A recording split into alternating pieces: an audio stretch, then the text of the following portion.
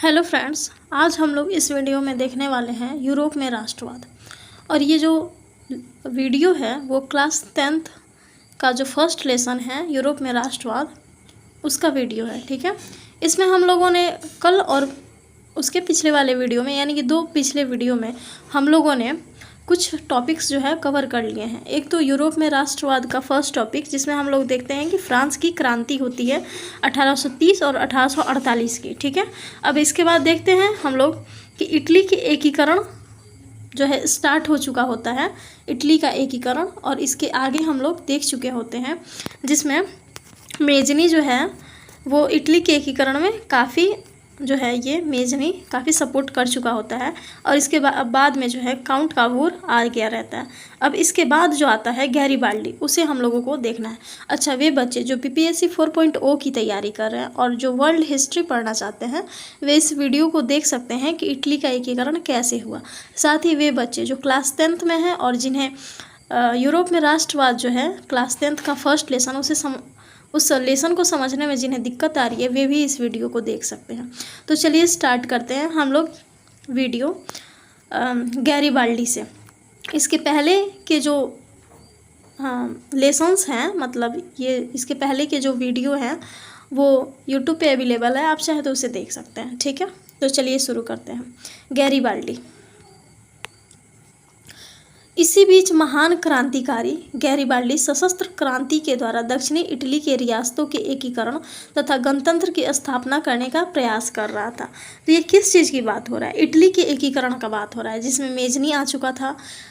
Victor Emmanuel जब शासक बना तो उसने जो है काउंट कावूर को अपना प्रधानमंत्री नियुक्त कर दिया। और काउंट कावूर ने, जिसे इटली के एकीकरण का दिमाग कहा जाता है, अपने बहुत ही राजनीतिक तरीके से इटली के एकीकरण में अपना योगदान दिया। अब इसके बाद आता है गैरीबाल्डी। ठीक है, तो चलिए देखते हैं कि गैरीबाल्डी ने कैसे इटली के एकीकरण में अपनी अहम भूमिका निभाई। तो गैरीबाल्डी क्या करता है कि दक्षिणी इटली के रियासतों के एकीकरण तथा गणतंत्र की स्थापना करने का प्रयास करता है। तो उत्तर और मध्य इटली का तो एकीकरण ऑलमोस्ट हो चुका था, अब बच गया था दक्षिणी इटली। तो इसका एकीकरण करना वो, और साथ में इटली में गणतंत्र की स्थापना करना चाहता था गैरीबाल्डी। गैरीबाल्डी जो है पेशे से एक नाविक था और मेजनी के विचारों का समर्थक था, परंतु बाद में कावूर के प्रभाव में आकर संवैधानिक राजतंत्र का जो है पक्षधर बन गया था। तो ये पूछा जा सकता है एग्जाम में कि गैरीबाल्डी क्या था? तो पेशे से एक नाविक था। ठीक है, और वो किसके विचारों का समर्थक था? तो पहला तो मेजनी, और दूसरा बाद में क्या हो जाता है कि वो काउंट कावूर जो है उसके प्रभाव में जब आता है तो उनके विचारों से भी काफ़ी प्रभावित हो जाता है और चाहता है कि संवैधानिक राजतंत्र की स्थापना हो। ठीक है, अच्छा, यहाँ पे जो मैंने कुछ फैक्ट्स लिखे हैं वो NCERT से लिखा गया है। और इसमें जो है इटली के एकीकरण की तलवार किसे कहते हो? तो उसे गैरीबाल्डी को ही कहते हैं। और तलवार को इंग्लिश में स्वॉर्ड कहते हैं। तो इसे भी आप लोग विशेष ध्यान दे करके देखिएगा। ठीक है, कि इटली के एकीकरण की तलवार किसे कहते हैं? तो गैरीबाल्डी को कहते हैं। चलिए आगे चलते हैं हम लोग। गैरीबाल्डी ने अपने कर्मचारियों तथा स्वयं सेवकों की सशस्त्र सेना बनाई। गैरीबाल्डी ने क्या किया? तो स्वयं सेवक जो थे उनकी एक सशस्त्र सेना बनाई। ठीक है, जिसे क्या कहा जाता है?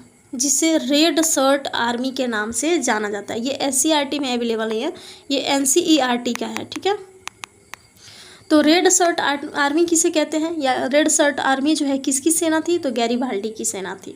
ठीक, तो गैरीबाल्डी ने क्या किया कि स्वयंसेवी जो लोग होते हैं उनकी एक सशस्त्र सेना बनाई। उसने अपने सैनिकों को लेकर इटली के प्रांत सिसिली तथा नेपल्स पर आक्रमण किए। इन रियासतों की अधिकांश जनता जो थी बुर्बो राजवंश के निरंकुश शासन से तंग होकर गैरीबाल्डी की समर्थक बन गई।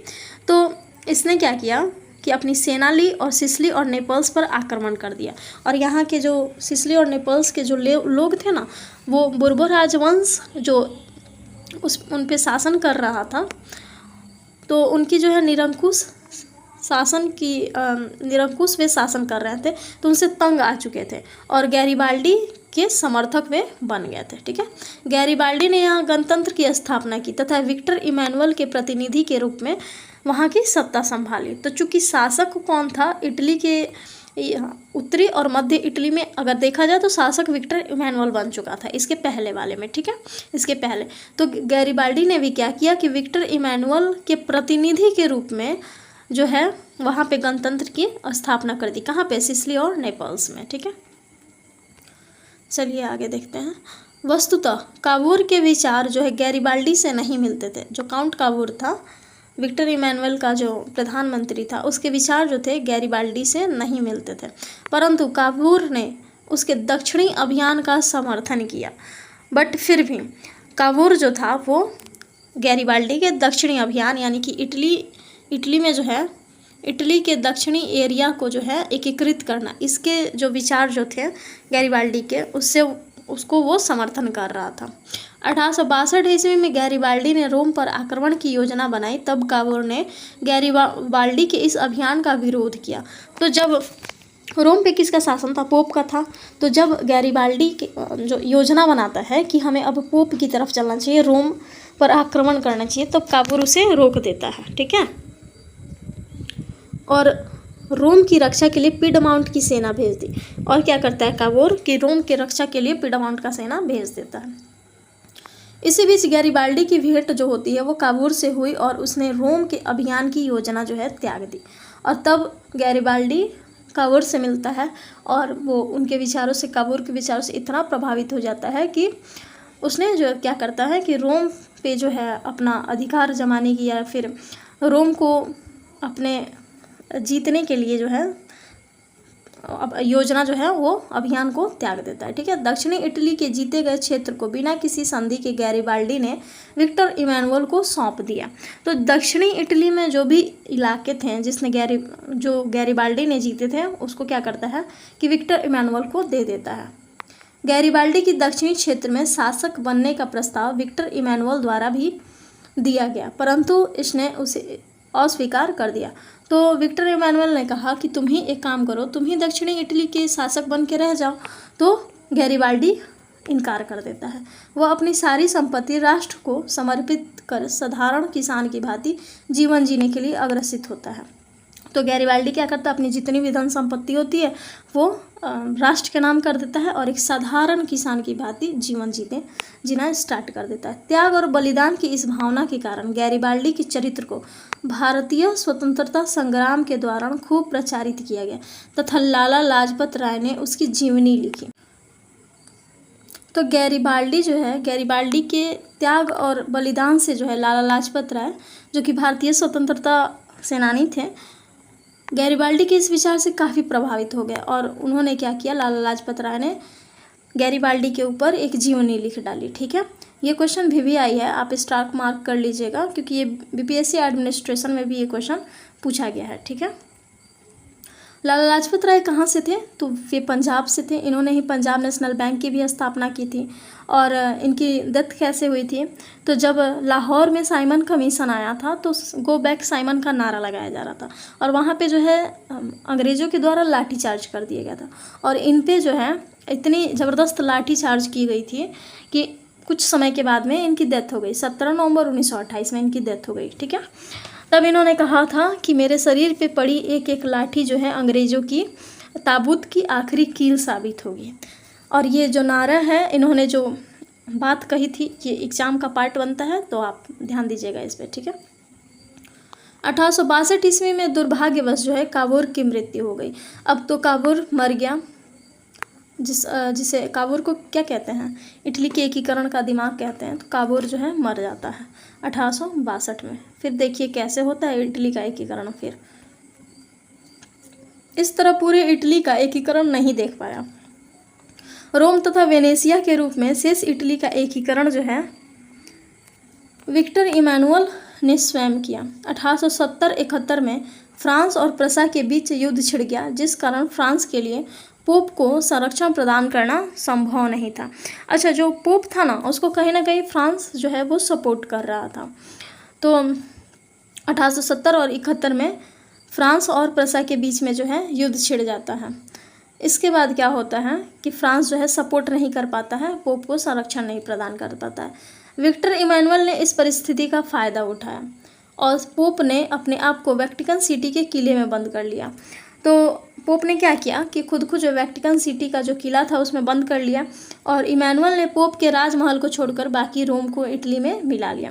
अब विक्टर इमैनुअल भी कम चालाक तो नहीं था, उसने क्या किया कि बस एक वेटिकन सिटी को छोड़ करके बल्कि पूरे रोम को जो है अपने में मिला लेता है। जैसे कि यदि दिल्ली का जो है राष्ट्रपति भवन को देखा जाए, तो राष्ट्रपति भवन में यदि राष्ट्रपति खुद को जो है किले में बंद कर लेते हैं, तो क्या किया जाए कि यदि पूरे दिल्ली को मिला लिया जाए और राष्ट्रपति भवन को छोड़ दिया जाए, वही काम ये किया, ठीक है, और उसे अपनी राजधानी बनाई। तो विक्टर इमैनुअल ने क्या किया कि एक तो पूरे रोम को मिला लिया, ऊपर से उसको राजधानी भी बना दिया।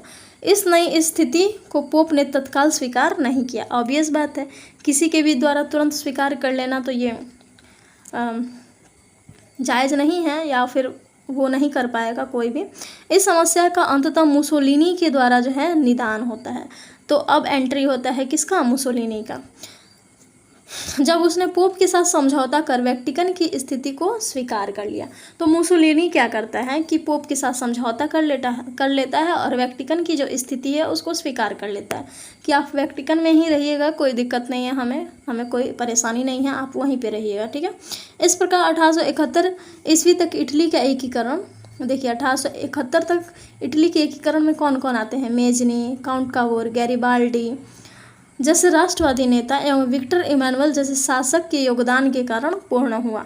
तो इटली के एकीकरण में कोई एक व्यक्ति का तो सहयोग बिल्कुल भी नहीं था, इतने ढेर सारे लोग आए थे। इन सभी घटनाओं के पार्श्व में राष्ट्रवादी चेतना सर्वोपरि थी। पार्श्व का मतलब पीछे, ठीक है।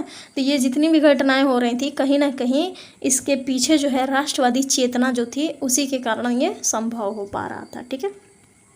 आई होप आप लोग समझ गए होंगे।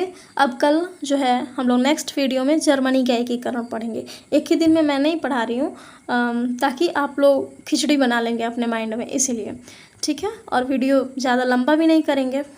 नेक्स्ट क्लास में हम लोग देखेंगे जर्मनी का एकीकरण। आई होप आप लोगों को जो है वीडियो काफ़ी अच्छा लग रहा होगा। यदि अच्छा लग रहा है तो इसे लाइक, शेयर एंड सब्सक्राइब कीजिए। Thank you.